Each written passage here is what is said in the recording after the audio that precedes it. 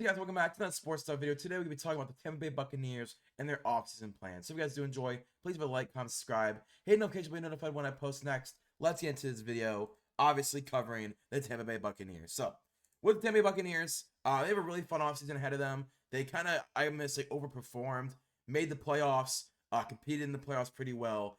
Believe they won a playoff game. I'm trying to think. I believe they won a playoff game, if I'm not mistaken.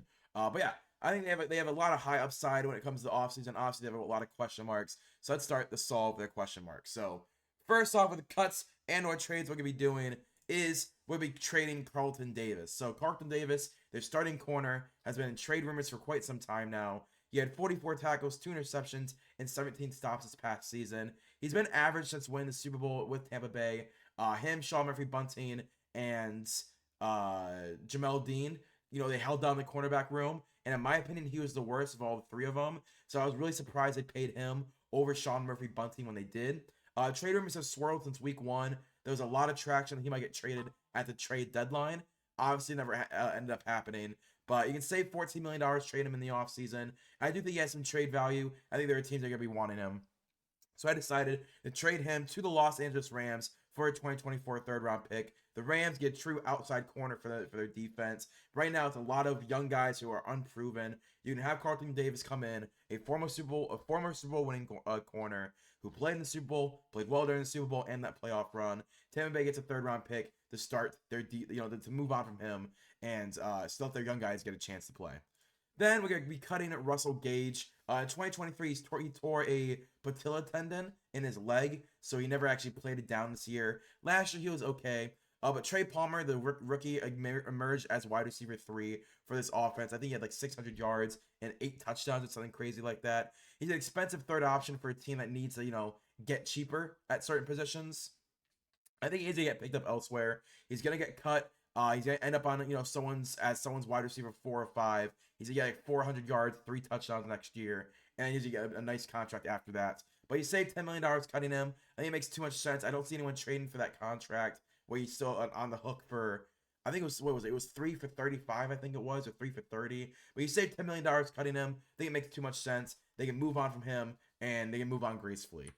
Then, the restructures I'm going to be doing are as follows. I'm going to be restructuring Chris Godwin, restructuring Vita Vea, restructuring Tristan Wirfs, and restructuring Jamel Dean. All these players I see being on the team in 2 years. So you get $14 million from Chris Godwin, $10.7 from Vita Vea, $12.8 from Tristan Wirfs, and $8.1 from Jamel Dean, opening up $46 million of cap space, meaning that you have $102 million going into free agency and your re-signings. And under the re-signings, we'll be re-signing a lot of guys. So Lavonte David will be the first guy that I re-sign this past season. He had 99 tackles, 1 forced fumble, 61 run stops, and 5 sacks at 34 years old. An absolutely elite season from their star middle linebacker.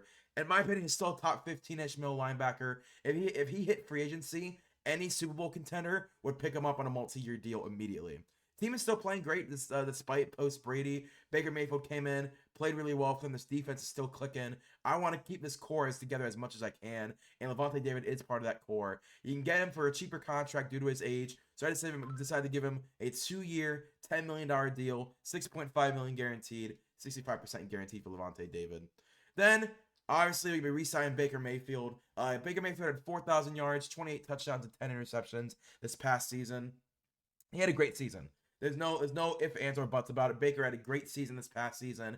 I said when Baker was leaving Cleveland, I said that either the Rams or the Buccaneers were the best fit for him. He went to the Rams, played solid, earned a contract with the Buccaneers. He hit both teams that I thought would make good use of him. So I'm really happy that he was able to do that. Tampa can sign him to a shorter deal. Obviously, I signed him to a 3-year deal with 2 years of void years. He become the true franchise quarterback. And after 2 years, if it's not working out, you cut him, you save yourself some money. And if it does work out, you can always extend him. But I decided to give Baker Mayfield a 3-year, $128.5 million deal, $78.5 million guaranteed. That is 61% guaranteed with 2 void years to stretch that cap hit out. Then, you'll be re-signing Antoine Winfield, the star safety, I'll say. He had 87 tackles, 3 interceptions, 6 forced fumbles, 6 sacks, and 26 stops. In my opinion, this is the best single season that we've seen from a safety in the 2020s. That's 2020, through 2024. I think that's the best season we've seen. Even a couple of years into the 2010s, this was an elite season by Antoine Winfield Jr. He was all over the field. He's only 26 years old, so he can still continue this development. This great play for another 3, 4, 5 years. Great, and in my opinion, I want to make him the number one paid safety. With this deal, he barely gets it by $500,000. So I gave him a 4-year, $89 million deal, $62.3 million guaranteed, 70% guaranteed with a void year. So that cap number year one is $500,000 more than Derwin James. Then it barely goes up each year. But Antoine becomes the number one paid safety. The Buccaneers are able to keep him on the roster. I think it makes too much sense for after this dominant season he had. And yes, I am bringing back Mike Evans. I couldn't work out any kind of like, are they moving on from him? Are they not moving on from him? Rumors. Right now, I'm getting conflicting reports. So I decided to tag him. He had 79 receptions, 1,255 yards, and 13 touchdowns this past season. He's still an elite wide receiver, in my opinion. I still think of Mike Evans as a guy who can come in and be a Pro Bowl, All-Pro wide receiver. He has the most seasons with 1,000 yards in a row. He's a franchise cornerstone. He's going to be a future Hall of Famer and Ring of Honor of the Buccaneers. He's going to sign a one day if he's not on the Buccaneers to retire. Honestly, I want to tag and work out a long-term deal, but if someone does call me while he's on the franchise tag, I'm going to pick up the phone, but I prefer to keep him on a long-term deal. So we're going to tag him for $20.6 million, and we're going to keep Antoine Winfield Jr. at safety on a long-term deal. Instead of tagging him, we're going to tag Mike Evans. Going into free agency then, we have $24.5 million in free agency. And the first free agent I'm going to sign is Shaq Griffin, the corner from the Carolina Panthers, formerly the Jacksonville Jaguars after he got cut. Shaq had 35 tackles, an interception, and 9 stops for the Panthers this past season. He's a starting level outside corner, which this team needs help at. Post Carlton Davis, they have a lot of slot guys, but they need to get a true outside corner.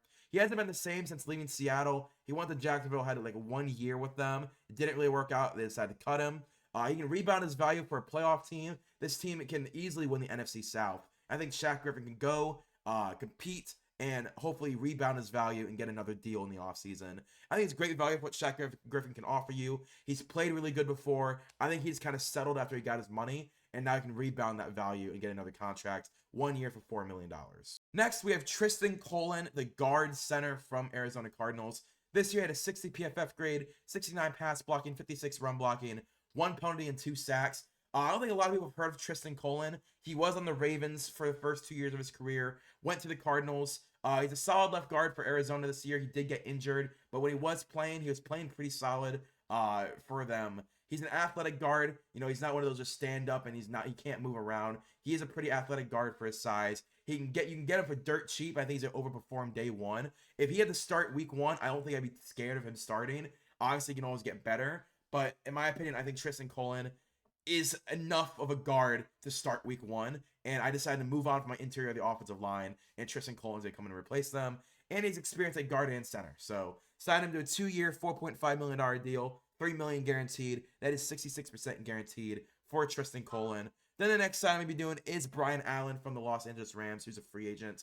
In 2023, he did not play due to an injury. In 2022, only played about half the year. So he's coming off back-to-back injury seasons. It was really good when they won the Super Bowl. That year was what got him paid, basically, by the Rams. He can come in, he can solidify center for this team. He won't be too expensive because of all the injuries he's had. So I decided to give him a 1-year, $2 million deal, $1 million guaranteed. That is 50% of it guaranteed. Usually with 1-year deals, I fully guarantee it. But I thought, you know what? Because he had injury seasons, if he gets injured again, if he's not performing well, I want to be able to cut him and not lose that $2 million fully. Then going to the draft, we have $19.3 million. That's still more money. If you want to work out a Mike Evans long-term extension, you could rework that tag into instead of a $20 million tag, a $25 million extension. So you can take $5 million out of that right away. But we have a lot of draft picks, so I want to get as much money as we can. And then going into the draft, here's what it came out to be. I'm a big fan of this draft. I actually think there's 4 potential starters in the first 3 rounds. But Marius Mims, he's a starting level right tackle if he can stay healthy. He might be the best pure pass protection guy in this class, but he just can't stay healthy. So he's going to fall down the board. He could be a top 3 tackle if injuries didn't hamper him. I think there is going to be a run around these picks of tackles and linebackers. So I think Marius Mims will probably be the second or third tackle in this run that's about to happen. because in this mock draft, Troy Fontenot and Jalen Guyton were both available, both athletic tackles. I think Amarius Mims is just better at pass protection, and he has a lot of upside when it comes to run defending. I really want to see Amarius Mims in the Tampa Bay Buccaneers opposite Tristan Wirfs. Then at 58, I'm going to grab Javon Bullard from Georgia. Javon, I think he's going to pair great with Antoine Winfield Jr. Javon, more of a coverage guy. Antoine could play more of that run defending role. He's a solid run defender, but he definitely excels in that pass coverage and creating turnovers. If he runs a great 40-yard dash and a 3-cone, and he tests really well, I think he could potentially be a high second, late first round guy. I don't think he's going to get drafted in the first round. I think he's going to get drafted in the second round, but I do think he could probably go higher than 58 because, not only is he athletic and really good at coverage, he had a 27% force and completion percentage when throwing the ball at him. That's elite for a safety. I think the Buccaneers could use Javon Bullard and Antoine Winfield Jr. together, and that would be insane. Then at 83, I'm going to grab Jeremiah Trotter Jr. from Clemson, my linebacker number 3 in this class.